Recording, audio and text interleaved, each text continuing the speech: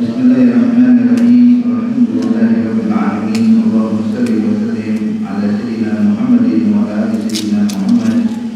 Nawaina ta'allum wa ta'lim wa tadhakkur wa tadhkir wa nahwa wa intifa' wa ifada wa istifada wa hatta la tamassu bi kitabillah wa sunnati rasulillah wa du'a ila huda wa dalala ala khair wa jalla maradatihi wa qurbihi wa thawabihi subhanahu wa ta'ala. قال المؤلف الحبيب عمر بن محمد بن سالم بن حفيظ في كتابه مختار حديث الشريف نفعنا الله به وبعلومه وبعلوم السائرين الصالحين في الدارين آمين إلى أن قال قال رسول الله صلى الله عليه وسلم خمس من حق المسلم على المسلم رد التحيات وإجابة الدعوة وشهود الجنازة وعيادة المريض وتشميت العاطف إذا حمد الله.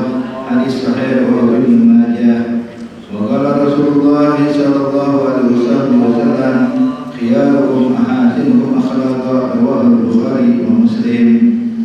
Alhamdulillah, hadirin hadirat yang dimuliakan Allah Subhanahu wa taala, melanjutkan pelajaran kita daripada kitab Mukhtar Hadis Syarif sampai kepada hadis ke-17. 16. Hadis ke-16. Yang mana Rasul hadis ke-16 di sini Rasulullah sallallahu alaihi wasallam menyatakan hubbatul jannah bil makarih wa hubbatul nar bis syahawat. Rawahu Muslim. Nabi menyatakan bahwasanya surga itu dikelilingi atau dipagari dengan perkara yang mungkin tidak disukai oleh nafsu kita.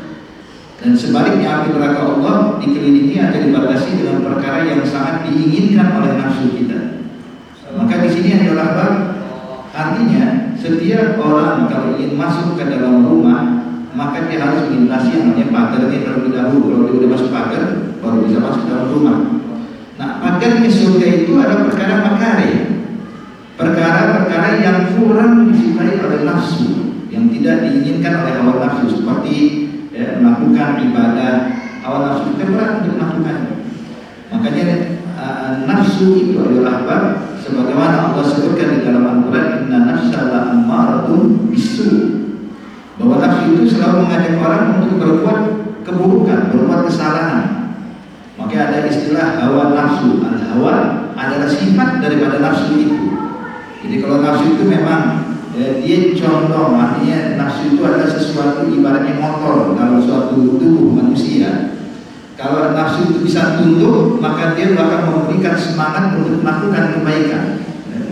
Tapi kalau nafsu itu condong pada keburukan, maka dia akan memberikan semangat untuk melakukan maksiat. Ada nafsu. Nah, hawa adalah sifatnya nafsu. Yang mana sifatnya hawa itu adalah apa? Secara tabiat pengertian hawa itu adalah yamirul an-nafs ila sayyi'ah, yang mana kecondongan nafsu untuk melakukan maksiat itu hawa. Jadi memang hawa, kalimat hawa nafsu sering kita dengar hawa nafsu artinya kecondongan dari nafsu untuk melakukan keburukan, itulah hawa nafsu. Dan biasanya contohnya ila ghairil haq.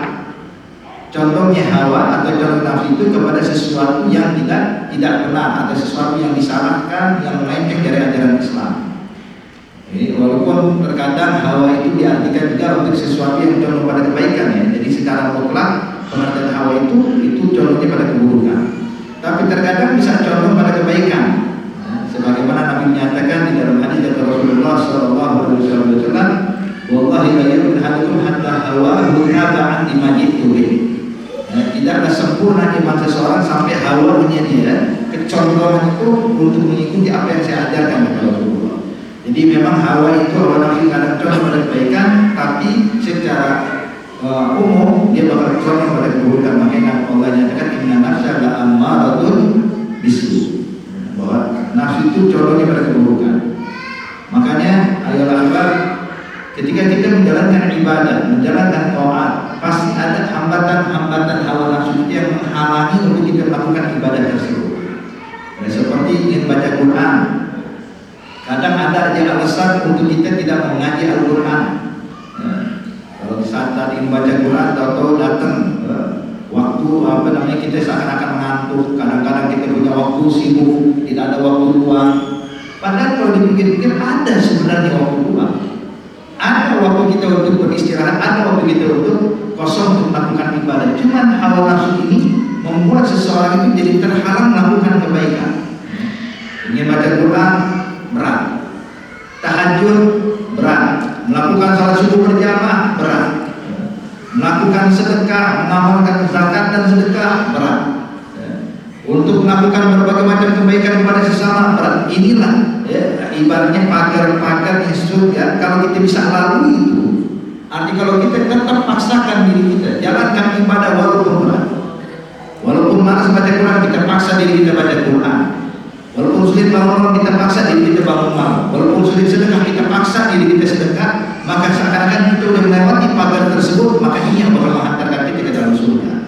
Maka dinyatakan surga itu dikelilingi dengan makarih, sesuatu yang tidak disukai. Kalau kita bisa melaluinya, berhasil melewatinya, maka itu akan memasukkan kita ke dalam surga. Makanya hadirin, hadirat yang dimuliakan Allah, para auliya ussalihin, mereka itu nggak pernah mau menunda kebaikan. Sebab kebaikan ini kalau ditunda kadang-kadang hawa nafsu ini bermain. Ya kita contoh, kita mau sedekah, contohnya Pak, kita udah niat saya mau sedekah, itu kadang kalau kita tunda, insya Allah mau sedekah, insya Allah besok, itu nggak nyampe besok, malam hari datang tuh bisikan hawa nafsu. Ada aja nanti akhirnya kita mengurungkan niat kebaikan kita. Makanya kalau kita bisa melakukan kebaikan, jangan pernah menunda. Makanya Sayyidina Abdullah bin Umar menyatakan, iza asbahta fala tantadhiril masa wa iza amsayta fala tantadhiril shalah. Kalau engkau bisa melakukan kebaikan di pagi hari, jangan ditunda jadi sore. Kalau bisa melakukan kebaikan di sore hari, jangan ditunda sampai esok. Kapan kita bisa melakukan kebaikan? Kerjakan sebelum hawa nafsu kita menghalangi. Makanya pernah ada seorang ulama, Abdullah bin Mubarak kalau tidak salah. Itu Abdullah bin Mubarak, hadirin, pernah sekali waktu ketika dia masuk ke dalam kamar mandi, kemudian dia berteriak memanggil putranya, memanggil anaknya, waladi, anakku, anakku. Sang anak dengar abahnya teriak dari kamar mandi, khawatir, panik. Kenapa? Mungkin abah jatuh atau bagaimana? Maka buru-buru dia menghampiri pintu kamar mandi, mengetuk pintu kamar mandi ingin memastikan keselamatan abahnya. Ditanya, abah, ada apa abah? Maka sang bapak bilang, kalian waladi, coba pergi ke kamar abah, buka lemari, di situ ada uang, cepat sedekahkan buat tetangga kita, berikan uang buat tetangga kita sekarang. Dia bilang, baik Pak. Ini anak pergi ke kamar abahnya, ngambil duit, menjalankan perintah orang tuanya. Cuman dalam hatinya pun agak sedikit, agak kesel sedikit sama orang tuanya. Kenapa sih nyuruh saya saat dia masih di dalam kamar mandi? Kan bisa keluar kamar mandi, bikin kita panik, bikin kita khawatir. Maka begitu selesai diamalkan bersedekah orang tuanya, Ibnu Mubarak keluar dari kamar mandi, itu keluar sama anaknya, abah kenapa nggak nunggu keluar kamar mandi baru perintahkan saya? Kenapa berteriak? Kan kita panik, kita khawatir jangan-jangan abah jatuh, abah bisa begini dan begitu. Maka kata abahnya, nah, tadi waktu abah di kamar mandi, keinginan ingin sedekah itu timbul dalam hati abah. Abah takut kalau ditunda sampai keluar kamar mandi, niat abah berubah. Kalau sudah berubah, ya nggak jadi sedekah. Oke, udah mungkin saya ingat, kerjain sekarang. Sebab ini pernah ada kejadian, hadirin, alhamdulillah dimuliakan Allah. Jadi ada satu orang hadir majelis taklim. Ketika duduk di majelis taklim, sang ustaz menyampaikan nasihat. Kata ustaz, tahu nggak kita ini kalau bisa sedekah, mengeluarkan harta kita membantu orang masakin, itu kita sudah berhasil menaklukkan 70 syaitan. Arti syaitan ini berusaha menghadang kita untuk sedekah. Kalau kita sudah berhasil mengeluarkan uang, sudah pindah tangan dari tangan kita ke tangan fuqara dan masakin, berarti Anda telah berhasil menaklukkan 70 syaitan. Maka sang murid pun pasang tekad yang buat kalau begitu saya nggak bawa uang ada di rumah. Ngapain saya mau pulang ke rumah mau sedekah? Udah, saya ingin berusaha menaklukkan 70 syaitan. Pulang dari majelis dengan semangat pengen sedekah, pengen mengalahkan 70 syaitan. Begitu sampai rumah, dia ambil duit, diambil sama istrinya. Istri nanya, dia bilang mau dibawa kemana itu uang? Dia bilang saya mau sedekah. Dia Bilang mau sedekah, kita juga lagi butuh uang. Kita lagi butuh kebutuhan, kita butuh ini, butuh itu. Sehingga sang istri pun menyebutkan berbagai macam kebutuhan yang dibutuhkan, sampai akhirnya sang suami pun urung untuk sedekah. Gak jadi sedekah. Begitu keluar dari rumah, dia mukanya murung. Ditanya sama temannya, "Loh, kok tumben? Tadi pulang dari rumah kayaknya semangat. Sekarang dia nyampe rumah kok keluar dari rumah kok muka murung?" Dia bilang, "Iya, tadi saya udah berhasil melakukan 70 sektor, cuma apa yang di rumah tetap kalah." Ya. Jadi kadang-kadang kita jadi ulama, ya, ada sesuatu yang menghalangi kita melakukan kebaikan. Makanya di situ kalau kita bisa melakukan kebaikan segera. Nah, namun nafsu itu nggak selamanya buruk. Dia memang secara tabiat itu punya sifat buruk, tapi kalau bisa dikendalikan, berubah dia menjadi yang baik. Sebab kata ulama, nafsu itu ada tingkatan-tingkatannya. Ada nafsul ammarah. Ini nafsul ammarah yang selalu mengajak kita bermaksiat, mensupport kita melakukan hal yang haram, itu nafsul ammarah. Namun kalau kita mulai mengatur diri kita, membenahi diri kita, maka akan berubah dari nafsul ammarah menjadi nafsul lawwamah. Nafsul lawwamah, mungkin mayoritas muslimin nafsunya itu nafsul lawwamah. Kenapa? Sebab kita nggak setiap saat ingin maksiat. Pasti ada waktunya kita kalau main maksiat, hati kecil kita berkata, "Jangan, bahaya, buruk, haram." Arti ada hati kecil ini berusaha menghalangi kita maksiat. Kalau kita sudah melakukan maksiat, maka hati kecil kita akan menyalahkan kita. Dan kenapa kau lakukan itu? Kenapa kau kerjakan ini? Artinya ada hati kita bakal berkata menentang dari apa yang dilakukan nafsu, maka itu namanya nafsu lawwamah. Jadi kalau amarah itu melakukan maksiat dengan tanpa rasa bersalah. Kalau lawwamah ada rasa bersalah dan terkadang menghalangi dia bermaksiat. Ya, menghalangi dia bermaksiat. Ini namanya nafsu lawwamah. Makanya saya bilang mayoritas nafsu yang ada pada kaum muslimin kebanyakan nafsu lawwamah. Namun kalau dia tetap berusaha dekat dengan Allah, berusaha dipaksa dirinya untuk menjalankan ibadah, berusaha meninggalkan maksiat, maka bakal naik kepada nafsul mulhamah. Apa itu nafsul mulhamah? Nafsul mulhamah itu, ya, nafsu itu selalu memberikan ide untuk melakukan kebaikan. Lakukan taat, lakukan kebaikan, lakukan ini, sehingga nggak terlintas untuk melakukan maksiat. Yang ada cuma bisikan untuk melakukan kebaikan, bisikan untuk melakukan taat. Itu namanya nafsul mulhamah. Nah, kalau terus dipaksa dirinya, dijalankan ibadah, dijalankan taat, dia melakukan riyadhah, maka nanti berubah dari nafsul mulhamah menjadi nafsul radiyah, nafsul mutmainnah. Dia akan tenang. Jika melakukan kebaikan itu nggak berbisikan dengan mengalir begitu saja dia melakukan kebaikan, ada mutmainnah. Setelah nafsul mutmainnah dijalankan, maka akan naik kepada nafsul radiyah. Sebagaimana Allah nyatakan di dalam Al-Quran, ya ayyuhan nafsul mutmainnah irji'i ila rabbiki radiyatan mardiyah.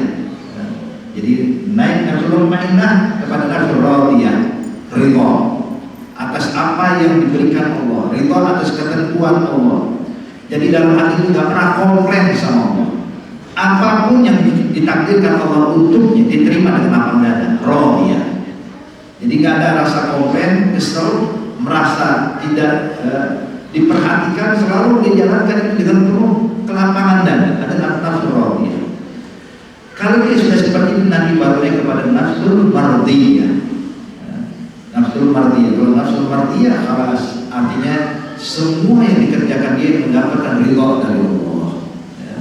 Ucapannya, perbuatannya, gerak-geriknya, pandangannya, diamnya, semua selalu mendapatkan ridhonya Allah Subhanahu wa taala. Maka ini nafsul mardiyah. Kalau dia seperti itu terus maka naik ke puncaknya itu nafsul kamilah, nafsu yang sempurna. Jadi ada 7. Ya, yang pertama adalah nafsul ammarah, kemudian nafsul lawwamah, kemudian yang ketiga nafsul mulhamah, yang keempat nafsul mutmainnah, yang kelima nafsul radiyah, yang keenam nafsul mardiyah, dan yang ketujuh nafsul kamilah. Maka di sini kita perlu berusaha, ya, jangan sampai kita merasa cukup dengan apa yang kita rasakan saat ini, terus berusaha untuk menjadi orang yang lebih baik Jadi intinya memang surga itu hadirin pasti bakal dikelilingi dengan hal-hal yang seperti ini, yang buat hati kita ini berat, nafsu kita berat melakukannya. Ada nafsu normal, ya, artinya pagarnya surga. Sedangkan sebaliknya, neraka itu pagarnya ada sesuatu yang diinginkan oleh nafsu, ya, ingin menghabiskan waktu hal yang sia-sia, ada bawaan nafsu, ingin melakukan hal yang diharamkan Allah, maksiat, melakukan, meninggalkan sholat, meninggalkan baca Quran, adalah sesuatu yang diinginkan syahwat, yang diinginkan oleh hawa nafsu kita. Makanya adalah apa? Kalau seandainya kita bisa menahan diri untuk tidak membiarkan diri kita melakukan yang diinginkan oleh hawa nafsu kita, maka itu yang akan menghalangi kita masuk ke dalam api neraka Allah. Jadi intinya memang sudah seperti ini sunnatullah. Pengen masuk surga ya perlu pengorbanan, perlu usaha. Sebab surga bukan barang murahan yang bisa didapatkan oleh siapapun. Ya, Nabi menyatakan di dalam hadis kata Rasulullah, "Ala innaha sil'atullah, wa ala inna sil'atullah ghaliyah." Kata Nabi, surga itu adalah sil'atullah. Ibaratnya surga itu barang dagangan Allah yang dijajakan buat kita, yang ditawarkan oleh Allah untuk kita. Ini surga, barang yang ditawarkan oleh Allah kepada kita. Namun kata Nabi, ala inna hasil atul ghaliyah, tapi surga itu barang mahal, bukan barang murahan sehingga setiap orang bisa membeli dan mendapatkannya. Orang pengen dapat surga ya perlu takwa, perlu ibadah, perlu tinggalkan maksiat, perlu menjalankan ibadah kepada Allah, baru dia bisa membeli itu surganya Allah Subhanahu wa taala. Makanya hadirin hadirat yang dimuliakan Allah Subhanahu wa taala, Allah nyatakan di dalam Al-Quran, Allah nyatakan wa man arada al-akhirah wa sa'alaha sa'yaha wa huwa mu'min. Ya, Allah nyatakan barang siapa yang menginginkan akhirat, apa keinginan akhirat ini surga, yang mendapatkan kebahagiaan di akhirat, ingin mendapatkan surga, Allah nyatakan wa sa'alaha sa'yaha, dan dia berusaha. Artinya bukan cuma punya keinginan. Jadi kalau ada orang saya pengen masuk surga cuma nggak ada usaha, ya itu namanya bukan, nggak mungkin bisa dapatkan surga. Allah nyatakan wasa'alaha sa'ya. Terus juga kalimat yang Allah gunakan di sini adalah apa? Menarik. Ketika Allah nyatakan waman arada akhirat, yang pengen akhirat, pengen surga, pengen bahagia di dunia akhirat, tentunya kita semua umat Islam pengen mendapatkan kebahagiaan di akhirat, kebahagiaan yang kekal abadi. Namun Allah nyatakan tidak cukup hanya keinginan. Nggak cukup cuma saya pengen masuk surga, doa ya Allah masukkan saya ke dalam surga, nggak cukup. Allah nyatakan wasa'alaha sa'yaha, harus ada sa'a. Dan di sini kalau kita pahami adalah dalam penggunaan bahasa Arab, sa'a itu arti berjalan, sama dengan masa yang berjalan. Cuma bedanya kalau masa itu berjalan dengan santai, tapi kalau saat berjalan dengan bergegas, maka istilahnya kalau kita baca di Quran ada istilahnya ibadah sa'i. Ya, ibadah sa'i, gimana sa'i? Lari-lari kecil. Ya begitulah kata Allah, kalau pengen mendapatkan surga harus dengan usaha, dengan bergegas, dengan semangat dia menjalankan ibadah, harus lakukan banyak doa. Kalau dia sudah melakukan itu, wah mukmin dan dia beriman kepada Allah Subhanahu wa taala, baru jalan yang ditempuh, jalan yang mendapatkan kemuliaan dari Allah Subhanahu wa taala. Jadi intinya adalah apa? Ya, ini Nabi sudah menggambarkan kepada kita bahwa kalau pengen masuk surga ini perlu usaha, nggak cukup dengan keinginan. Makanya Bapak, Ibu, beda dengan orang yang berharap dengan orang yang berangan-angan. Berharap sama angan-angan beda. Saya berharap, saya berangan-angan itu beda. Makanya di sini kalau berharap itu dengan usaha, Kayak kita ini berdagang, bekerja. Kenapa dia berdagang? Dia berharap saya bisa dapat rezeki. Artinya pengen mendapatkan rezeki dengan usaha, dan dia berharap nantinya dia mendapat rezeki atau rezeki dengan sesuai ketentuan Allah. Tapi dia tetap berharap karena dulu dia berusaha. Jadi berharap itu harus pakai usaha. Kerja, kenapa yang dikerja? Saya berharap bisa memberikan nafkah buat anak istri saya.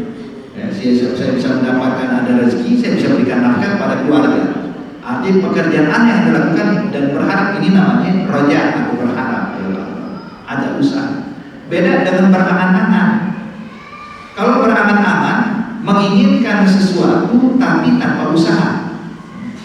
Kayak contoh, duduk di pasar dari pagi sampai sore. Ditanya, ngapain ini duduk di pasar? Saya berharap dapat untung. Ini cuma duduk nggak dagang. Yang penting saya duduk di pasar saja. Artinya duduk di pasar tapi dapat untung. Gimana bisa dapat untung kalau kita nggak punya modal? Gimana bisa mendapatkan hasil kalau kita nggak berusaha? Berusaha berarti orang yang seperti ini, yang duduk sepanjang hari di pasar tanpa berdagang, cuma mengharapkan untung, ini namanya orang berangan-angan.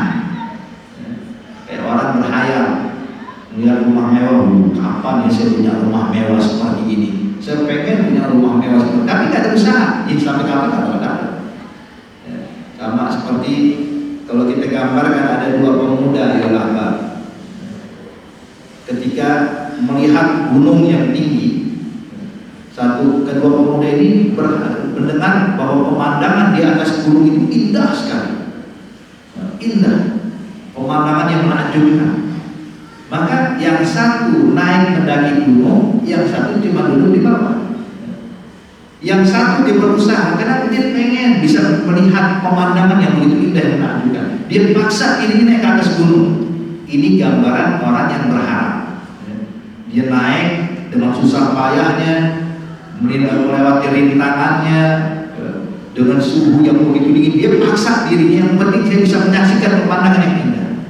Sedangkan yang satu lagi, pemuda satu ini cuma duduk di bawah, cuma berhayal, enak ya kalau di atas sana, pasti indah di pemandangannya, pasti bagus di pemandangannya. Cuma gak ada usaha. Sampai kapanpun yang di bawah gak bakal bisa melihat pemandangan indah. Tapi yang ini masih ada harapan.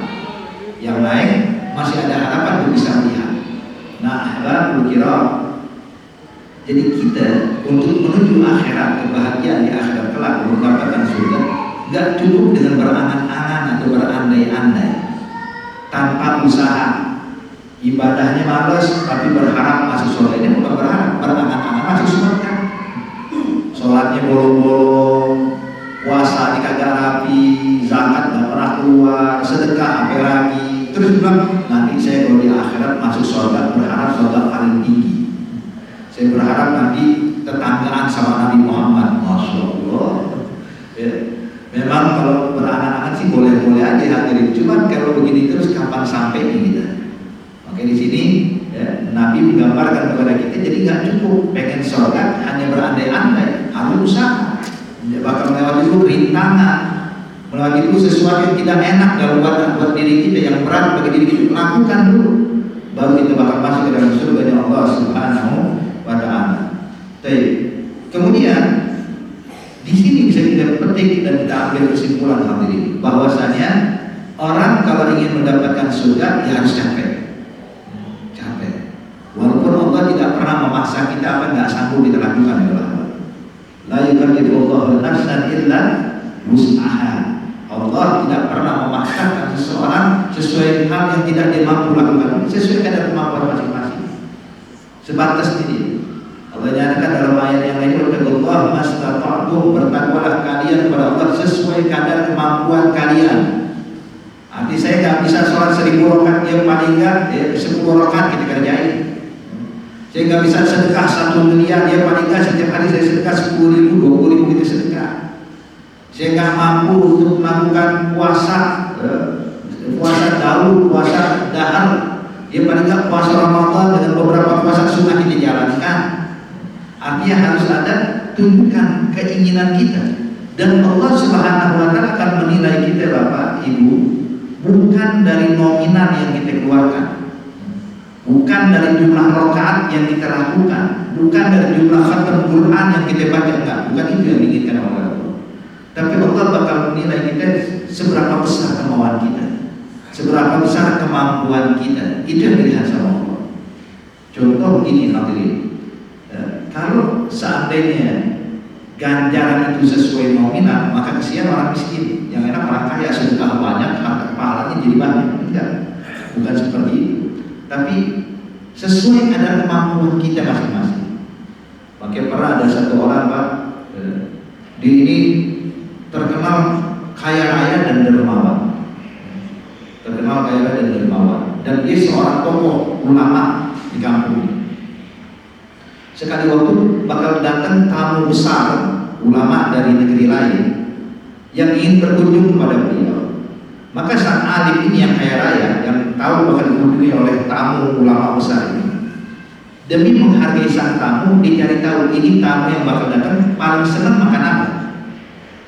Maka disampaikan kabar, dia bilang ini tamu yang bakal datang itu favorit dia makanannya hati kambing. Maka sang alim ini pun berkata, yang punya rumah ini, coba hitung anak tangga dari bawah sampai ke ruang tamu. Sebab kalau di sana, di Arab sana Pak, ruang tamu itu ada di lantai 2, bukan lantai dasar. Jadi tamu itu naik ke atas, dan di situ di lantai atas itu tempat mereka menyambut tamu. Kalau kita kan, kalau di Indonesia nggak, ruang tamu ya itu masuk ke ruang tamu langsung ya. Kalau di sana kan, jadi ruang tamu harus naik ke atas sehingga tamu itu merasa dingin karena sejuknya angin dan lain-lain. Jadi bilang, coba hitung anak tangga yang ada di rumah saya sampai ke ruang tamu, ada berapa anak tangga? Pas itu ada 40 anak tangga. Kata ini orang alim, kalau itu sembelihkan 40 ekor kambing dan masakkan 40 hati daripada kambing-kambing tersebut, kemudian kita hidangkan buat kambing kita ini. Begitu sang datang hadirin, tamu datang, dihidangkanlah 40 hati kambing. Maka sang tamu pun berkata, ini berlebihan. Saya nggak mungkin bisa makan sebanyak ini 40. Saya makan satu aja udah cukup, kenyang. Ini sekarang mau hidangkan buat saya 40 ekor kambing, 40 hati.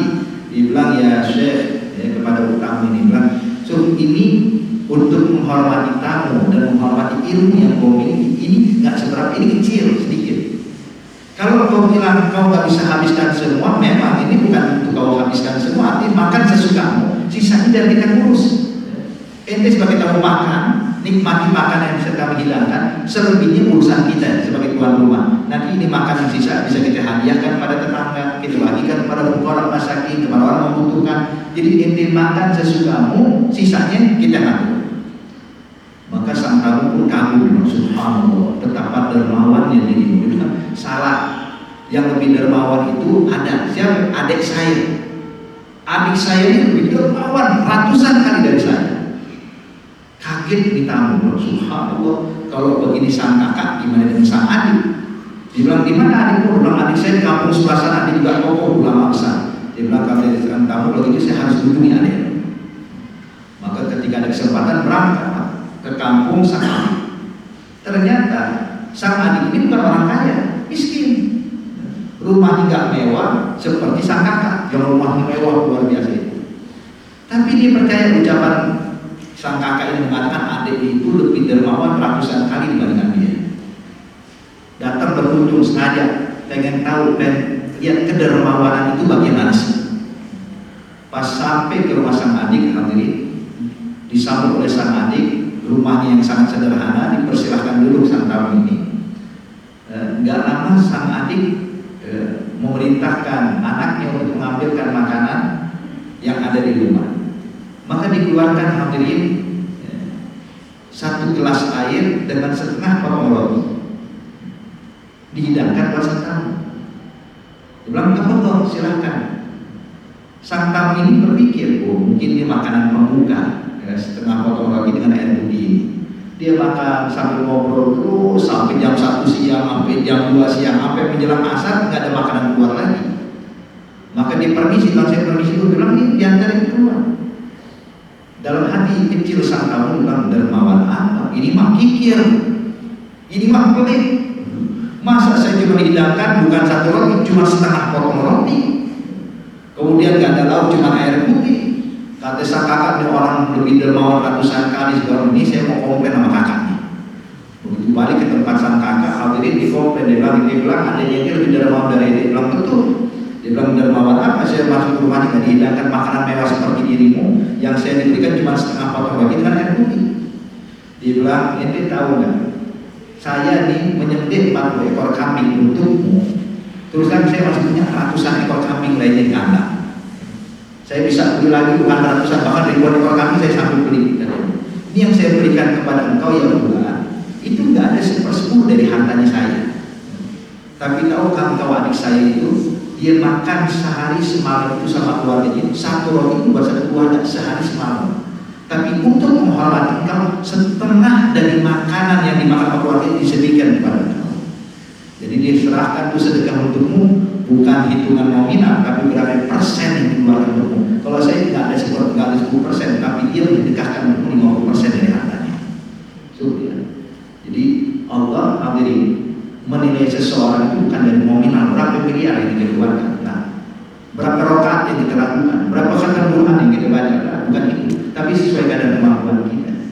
Makanya kata Nabi, dirham wahid sabqa alf dirham. Terkadang 1 dirham pahalanya lebih unggul dibandingkan pahala 1000 dirham. Dan ambil kabar ya Bapak, sebagaimana Allah gambarkan di dalam Al-Quran, ketika Sayyidatina Maryam, ibunda Nabi Allah Isa alaihissalam, dalam keadaan hamil saat dekat-dekat melahirkan, lemah tidak mampu berdiri hadirin. Kita tahu yang namanya orang melahirkan butuh tenaga, ada nifas, ada yang lainnya, arti butuh tenaga yang bisa membuat sebagai daya tahan tubuh di saat melahirkan. Maka saat itu Sayyidatina Maryam ketika dekat-dekat waktu bersalin tidak mampu berdiri, cuma bisa duduk bersandar kepada batang pohon kurma yang sudah kering. Maka saat itu Sayyidatina Maryam pasrah, kalau memang waktunya ajal datang ini siap pasrah, kalau memang waktu meninggal siap meninggal. Maka Allah Subhanahu wa taala menyatakan kepada Sayyidatina Maryam, mengatakan, ya Maryam, goncangkan batang kurma yang kau sandari, maka kami akan turunkan untuk mulut. Maka Sayyidatina Maryam, ibunda Nabi Isa ini hadirin, dia menjalankan perintah Allah dengan apa yang dia mampu lakukan. Allah suruh perintahkan goncangkan batang kurma. Ya, mungkin Bapak Ibu kita pernah lihat batang kurma atau paling tidak pohon kelapa. Kalau kita di Indonesia ini pohon kelapa. Itu pohon kelapa yang kita lihat ada kelapa di atasnya, ada buahnya. Coba kalau kita goyangkan tuh batang kelapa, kira-kira ada yang jatuh nggak? Sebutir aja, nggak bakal jatuh. Ya. Walaupun 1 orang, 2 orang, 3 orang menggoncangkan batang kelapa, nggak bakal turun 1 butir pun. Kurma pun juga sama. Tapi di sini Allah perintahkan kepada orang yang tidak mampu berdiri, Sayyidatina Maryam, nggak bisa bergerak, cuma bisa pasang lemah badannya, Allah katakan buzi ilaiki bijidin nakhl.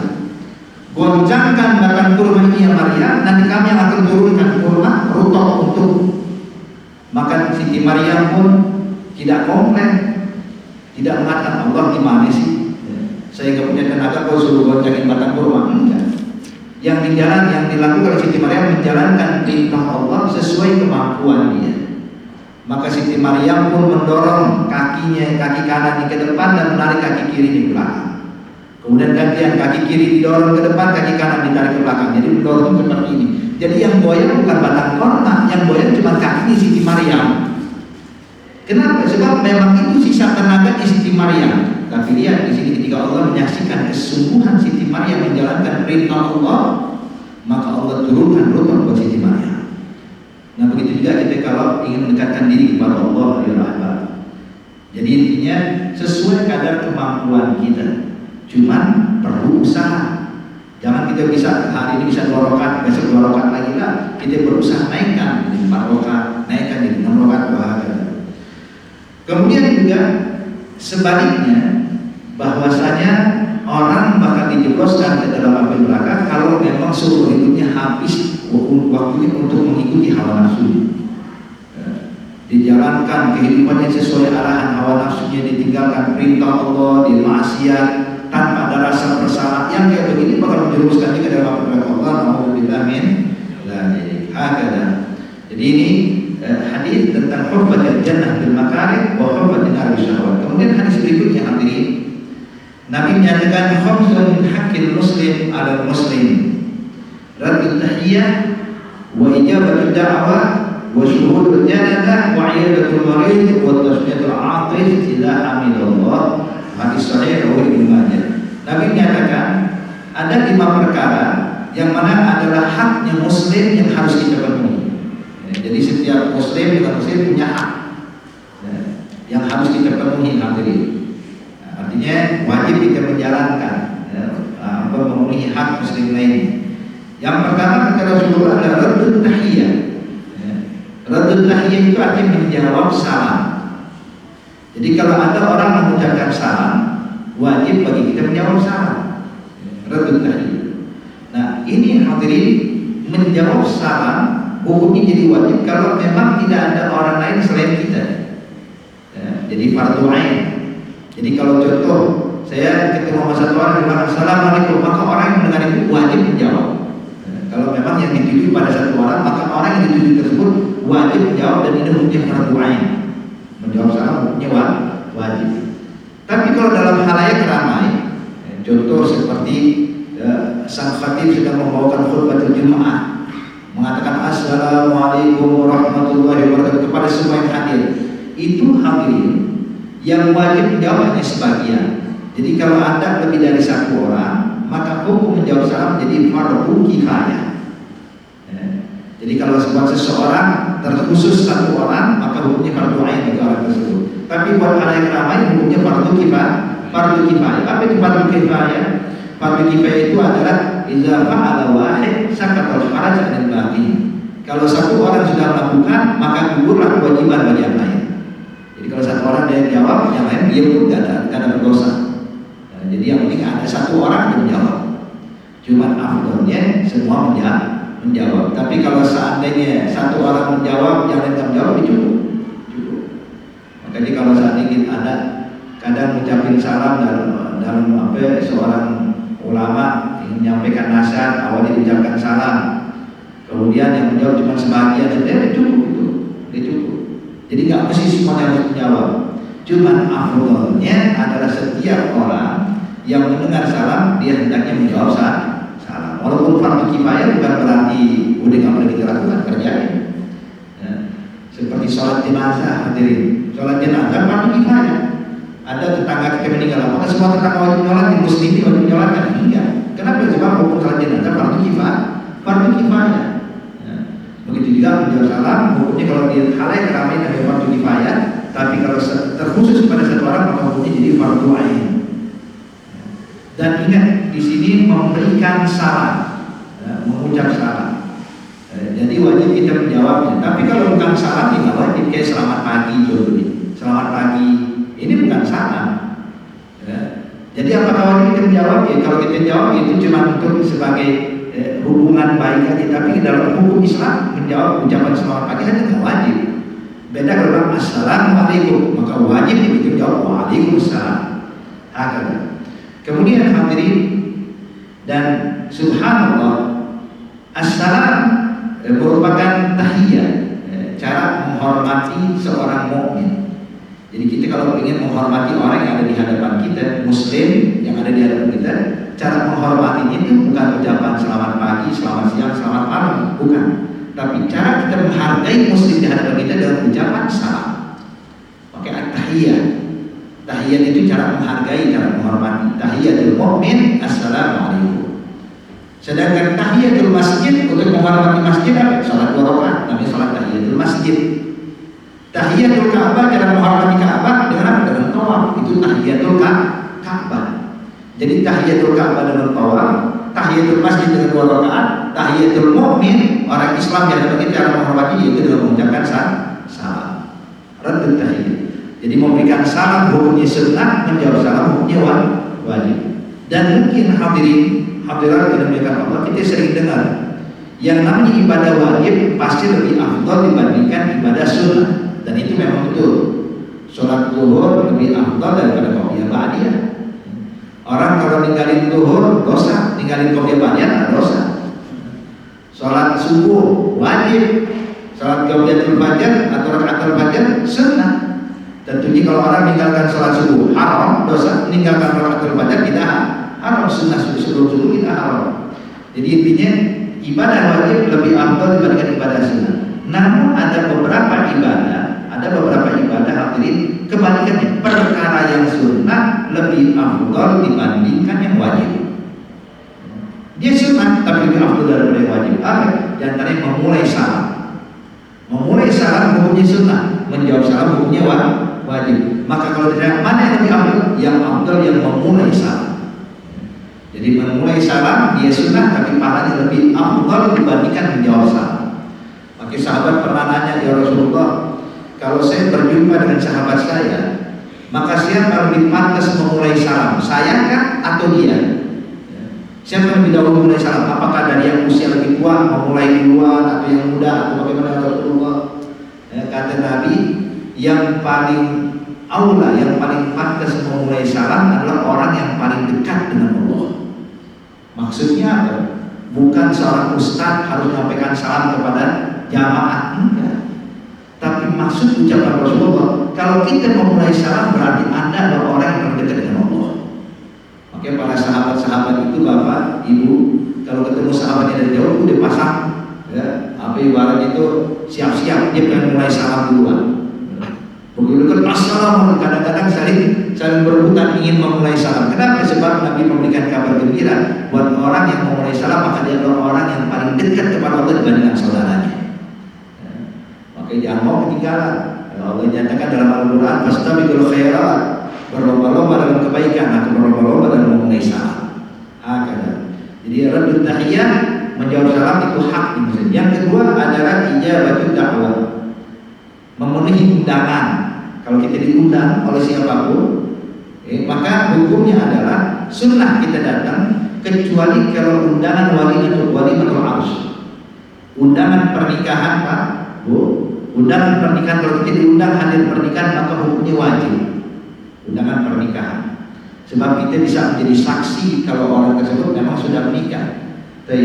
Tapi kalau undangan selain pernikahan, seperti undangan tasyakuran, undangan takziah, undangan orang-orang untuk menghadiri acara akikah atau semacamnya, maka undangan-undangan selain walimatul arus, maka hukumnya adalah sunnah kita hadiri.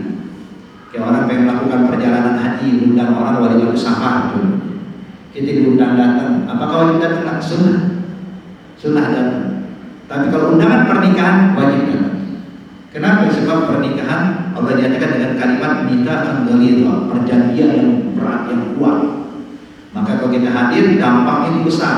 Sebab setiap orang yang hadir acara akdun nikah, acara pernikahan, maka dia menjadi saksi akan pernikahan tersebut, walaupun tidak tertulis di buku catatan KUA ya. Kalau tertuliskan cuma 2 orang, tapi sebenarnya bukan 2 orang, semua yang hadir itu saksi di hadapan Allah kalau fulan dan fulan benar-benar sudah menikah. Maka di sini karena pengaruh besar, jadi dia berdakwah memenuhi undangan. Kalau walimatul arus pernikahan hukumnya wajib, tapi kalau selain pernikahan hukumnya sunnah. Kemudian yang berikutnya ada syuhudul janazah. Yang dimaksud dengan syuhud artinya mengurus jenazah, dari mulai memandikan, mengkafankan, menyolatkan, menguburkan. Ada hukumnya juga perkara fardu kifayah. Arti kalau ada satu orang yang mampu untuk mengurus, cukup. Cuma afdalnya kita datang, menghadiri daripada proses-proses tersebut. Walaupun kita ikut memandikan, yang paling tidak hadir, datang mengucapkan bela sungkawa. Ini adalah ajaran yang diajarkan dalam Islam. Khususnya kalau yang meninggal masih keluarga, atau lagi kalau meninggal tetangga, syuhudul janazah, jangan kita sungkan. Kemudian juga iadatul marid, menjenguk orang sakit. Menjenguk orang sakit juga itu hak muslim. Jadi kalau kita dapat kabar keluarga kita, saudara kita, sahabat kita sakit, kunjung jenguk. Cuma juga kalau menjenguk orang sakit perlu etika. Jangan waktu istirahat kita jenguk. Bagaimana rumah sakit ada aturan di jam sekian waktu jenguk, ya udah waktu jam sekian kita jenguk. Kenapa? Sebab waktu selain itu jadi waktu dia istirahat. Kemudian kalau menjenguk orang sakit juga jangan lama-lama. Dan juga orang sakit 1 jam, 2 jam kesian. Orang sakit butuh istirahat, bukan butuh ngobrol. Jadi kita jenguk hanya menjalankan hak, membantu dia, bikin dia semua dengan semangat untuk dia mendoakan, dia pulang. Kemudian yang berikutnya adalah tasmiyatul atis ila hamidallah, menjawab orang yang bersin atau bangkis kalau dia mengucapkan hamdalah. Kalau dia mengucapkan hamdalah, maka tugas kita mendoakan dia dengan doa yarhamkallah, yarhamukallah. Jadi kalau dia mengucapkan alhamdulillah, maka kita kalau disunahkan kalau bersin ucapkan alhamdulillah, bersyukur pada Allah. Nah, maka tugas yang mendengar bilang yarhamkallah. Tapi kalau ada orang bersin yang mengucapkan alhamdulillah, kita nggak doakan dia. Ya, tidak wajib kita mendoakan dia, cuma kita wajib mengingatkan dia. Kalau ada orang bersin Pak, contoh lupa dengan hamdan, maka kita bilang alhamdulillah, alhamdulillah. Tadi gini dia ingat dia, bilang sampai dia mengucapkan alhamdulillah, yarhamkallah. Jadi sampai dia bilang alhamdulillah, baru kita doakan yarhamkallah, yarhamkallah. Tapi selagi dia belum mengucapkan alhamdulillah, sudah kita ingatkan agar dia mengucapkan alhamdulillah. Maka hadirin, saya rasa di dua hadis cukup bisa jadi pegangan kita amalkan dalam kehidupan kita, praktekkan dalam kehidupan. Insyaallah Allah limpahkan taufik hidayah buat kita, yang kita bisa menjalankan apa yang diajarkan Rasulullah dalam kehidupan kita. Amin ya rabbal alamin. Birahmatika ya arhamar rahimin. Ala hadhihi wa qulniyatin shalihah wa ila hadratin Nabi Muhammadin sallallahu alaihi wasallam.